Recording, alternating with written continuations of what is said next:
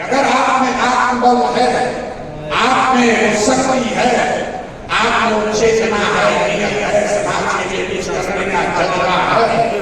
तो पैसे की चिंता, व्यवस्था का चिंता सब छोड़िए और आकर जब सुधार कीजिए, जुड़िए और अपनी काबिलियत के साथ अपना कदम बढ़ाइए।